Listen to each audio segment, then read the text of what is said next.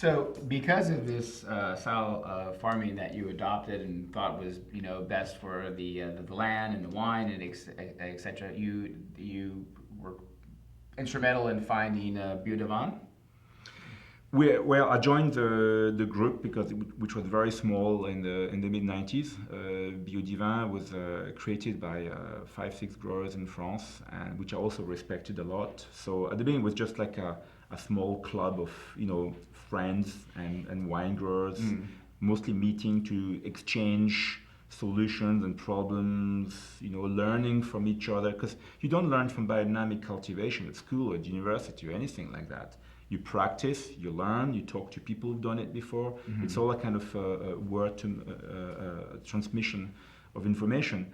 And eventually, as biodynamic became a little bit more well known by the public, the word started to be used wrongly. So we realized we needed to do something more serious in terms of certification. Mm-hmm. And when I became president of the group in 2002, one of our goals amongst us was to create a proper certification. So if someone says, I am biodynamic, but this is what I do, and you write on a piece of paper so people understand what it means, and because it's very easy to use words and names, but not do it properly. It's called fraud. And eventually, it's sad to say because for many people, they thought at the beginning, why should I bother to go through a certification process? I've been doing like this for years. I don't need it. But if you have no dead corpses to hide, certification is the easiest way to guarantee that eventually the consumer gets something in the bottle which is honest. Yeah. So that's really a good lead into what we're drinking here. Essentially, we're drinking the 2012 Riesling, and we were talking earlier today about before we started filming about how basically your varietal wines are supposed to be varietal as opposed to the Grand Crus. Well, Alsace is a very distinctive region, of course.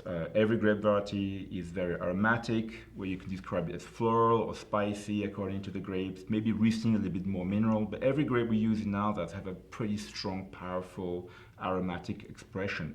Once you go to higher quality vineyard, you expect the vineyard to sort of dominate and adds more, saline flavor and specific taste and all that. But once you are at the entry level of Alsace wines, just Alsace Riesling, for example, it's good that the wine tastes like a nice ripe Riesling.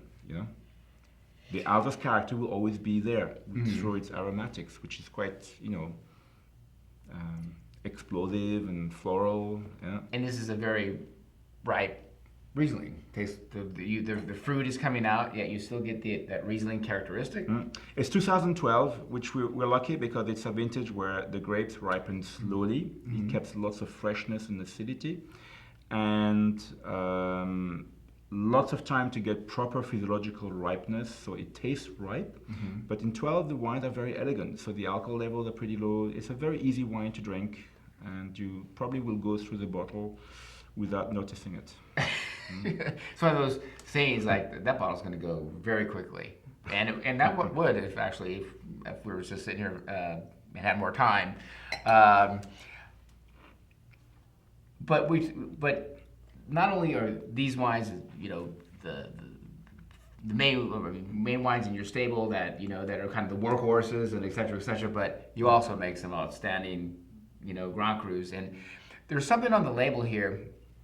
It's called Indice, and basically Zind-Humbrecht has put this on the label to allow you to know the sweetness of the wines from 1 through 5. Absolutely. And so essentially this is a 1, so this is dry.